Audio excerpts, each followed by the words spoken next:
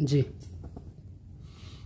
नाज़रीन अस्सलाम वालेकुम वरहमतुल्लाह। जैसा कि आप मुलाहजा कर रहे हैं, इस वक्त बंदा नाचीज़ अपने रफ़क़ा के साथ मुल्तान शरीफ में एयरपोर्ट के करीब एक होटल में मौजूद है और इस वक्त ठीक 2 बजे बरोज मंगल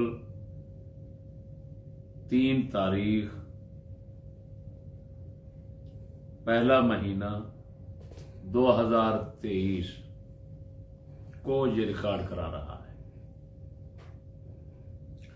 आपने होटल के कमरे का मुशाहदा किया, कितना पुरतकल्लुफ और महफूज और वसी इंतजाम। हमने इसका जितना खर्चा बनता था एक दिन के लिए बुक करा के वो खर्चा अदा कर दिया।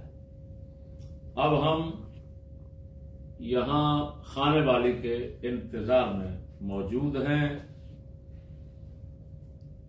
बाकी खाने वाली को जिस तरह अब्दुल हमीद खाने वाली को इसकी इत्तला पहुंचती है, देखते हैं वो आगे से क्या जवाब देता है, उसका आप इंतजार करें।